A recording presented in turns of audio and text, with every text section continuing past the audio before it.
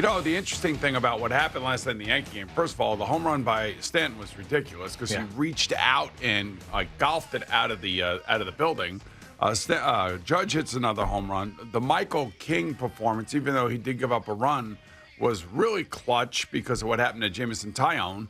And then, of course, this new back-ended, refortified bullpen came through and just basically shut down the Blue Jays. The interesting thing is that the Mariners are coming. They're getting closer. They actually leapfrog. You're not afraid of the Mariners, are you? No, not for the Yankees. Yeah. I'm just saying for the Red Sox and the Blue Jays. We talked about this last week of the season and where it's going to end up. And the Mariners are presently playing the Athletics and then finish up with the LA Angels. And the Mariners are hot now. I think they've won 4 in a row. So they are a half game behind the Red Sox. I'm not worried about them catching the Yankees. I think the Yankees will get there, and they'll have the home game for the wild card.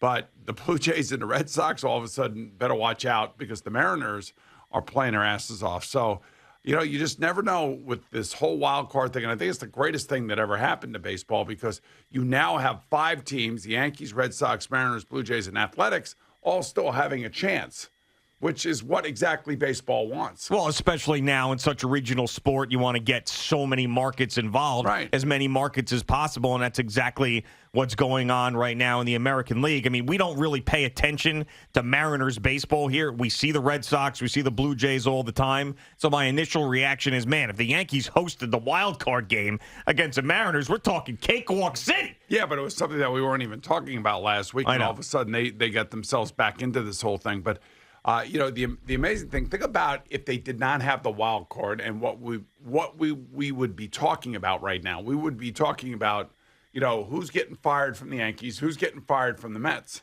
Well, they wouldn't be in the mix. They'd be out of it because, obviously the Rays, who lost to Houston last night in an amazing fashion in the 9th inning, they are so far out ahead that the season would be over for the Yankees. Yeah, and then the second wild card makes it even greater and even bigger and even more exciting.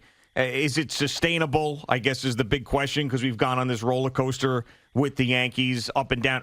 At this point, I'm not going to be able – I'm not going to try to predict what's going to happen with them. Well, I can't. Their bullpen has gotten better. Look at Clay Holmes, for crying out loud. Right. Wandy Peralta, you get Loizaga back tonight. You have Luis Severino back and contributing. They're getting healthy at the right time. Let's put it that way. And Severino may end up being in the starting rotation. Who knows? You don't know that. I mean, you could see him giving you 4 good, solid innings to start a game. Mm-hmm. But so they're getting healthy at the right time, which is perfect. I mean, when you look at certain teams that had a chance and all of a sudden are falling off here at the end of the year, it's usually due to injuries or lack of depth in certain key spots, and they can't win. Like the Red Sox last night lost to the Orioles inexplicably. They come down off of this extremely intense weekend series with the Yankees and then lay an egg in Baltimore. Yeah. And that's baseball, Susan. That is baseball, Susan. You know how that goes. And I would just say that this New York Yankee team, all of a sudden being led by both Judge and Stanton, they're carrying the team. I mean, everybody else has had their moments, but these guys are hitting moonshots. I mean, they're hitting rockets off their bats, and they look like they can't get it. You can't get them out right now. And when they were standing there last night, I don't know if you watched the game or not. Well, of course, man. Right. I'm locked in now. You kidding me? They're standing there as the Toronto's making a pitching change. Mm-hmm. And the 2 are standing in the on-deck circle. They look like 2 tight ends standing. Of course. Jesus, man, I would not want to pitch to either one of those guys right now. No, and the problem, though, is that you're always afraid about what is going to happen if they both go cold again at the same time. Yeah, well, they're just so streaky. They're so hot and cold. My man Judge is playing with a busted-up pinky. He's just eating the pain. No big deal. Well, he said he didn't need his pinky to hit. He said it doesn't bother him. Try to tell you guys that. Of course. You wouldn't listen to me. No, he listened to you. It was more Jerry was having a bigger problem with it. Yeah, Jerry was having a bigger problem. I don't know why he was having a problem with it, but he was having a problem with it. Yeah, he thought that it was a much bigger deal, the Aaron Judge pinky. But he hits a home run last night, another Stanton home run. And the fact that, what I like about making me feel better about Stanton not falling off a cliff is the fact that within a game last night, you see him strike out. You see him have some that weak contact and then stumble out of the box, and I'm thinking, oh, man, maybe this is the game where he's cold and it doesn't happen. Yeah. And then still later in the game, he hits a pitch that's out of the strike zone. It's a breaking pitch that's breaking into the ground, into him. And he just reaches out and gets it. I mean, and he golfs it 400 feet. And it's like, that's when you know you're locked that hit in. The second deck. Yeah. Out there at Rogers Center, man. That was ridiculous. Yeah, with all the Blue Jays fans there, too, packing in for the first time since Canada's actually turning. I think it actually helps. I think it helps the Yankee fan. Like a couple times when they were losing and the Blue Jays came into Yankee Stadium, for whatever reason, I felt like it was dead. Like there was no energy. And the team played like there was no energy. I'm not saying it's the fans' fault. It's not. It's just it's a long season. Let's face it. Well, I mean, that might be the psychology of this whole thing. It could be. I mean, the Yankees have done this so many times. I mean, and I don't want to say that they weren't trying earlier on in the season, but you can't manufacture desperation.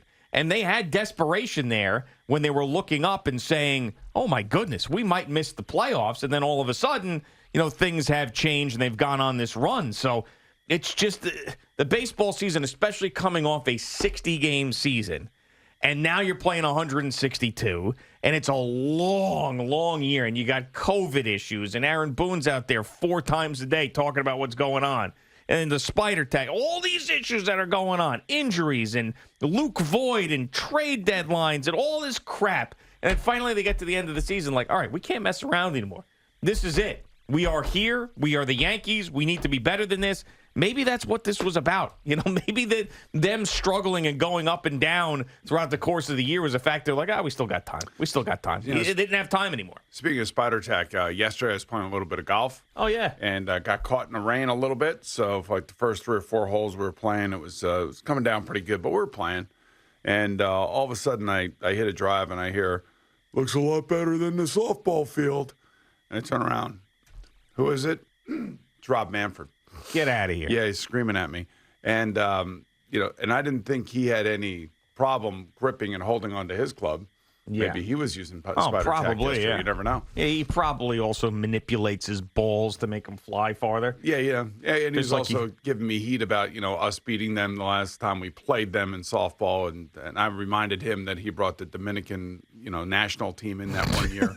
And just absolutely smoked us. Yeah. But it was nice to see him. It was good. He seems like a great frame of mind, given the popularity of right now, at least here locally, of what's happening with baseball with the Red Sox and the Yankees and, of course, the Blue Jays. So all good. That was all good. He says hello to you and the fellas. Did you? And the fellas as well. He said, and the fellas. Say hello to Gio and the fellas. And the fellas, yes. Did you tell him that you thought it was a miserable year for baseball all around? Of course not. I did not do that. And I'm sure that he will listen from time to time here. Yeah. And he knows how I feel about certain things, 7-inning games, things of that nature. Yeah? Yeah. Did you ask him about the DH in the National League? I did not ask him about what the DH. What a waste of time. When you got Manfred there, you got a grill. No, I wasn't playing with Rob Manfred. I was playing in a group in front of him. And when I was teeing off at one of the tee boxes, his group, was walking behind us. Oh. So I wasn't playing with him. Well, you stop and you say, I need a second here. Well, all I heard is somebody heckling me on the golf course, which I find to be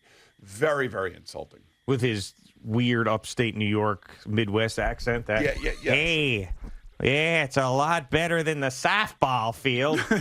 Kind of, yes. Yeah. It was all good, though. It was a great day. And who had more famous people playing with them? You or him?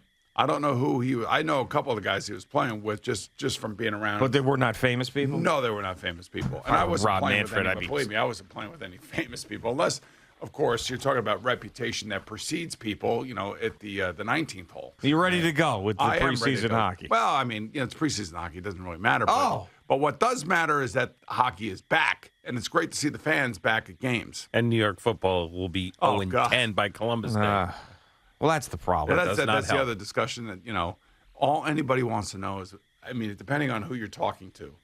And, when we're out and we run into people, people come up to us and what do they want to do? They want to talk sports. Right, I just give them the number now. But why do they want to? 877-337-6666. I'll talk to you in the morning. Yeah, but why do they want to talk sports with us? They want to talk sports Well, because it's a cool thing, you know. We're sports guys. There's just a couple of sports guys. Well, I'm more of a sports guy than you are. Yeah, I would think so, yeah. You definitely are. You like talking sports off the air more than I like talking sports off the air. Well, I'm a fan as well as, sports talk guy. Sure, yeah, absolutely. I still have it for the Knicks.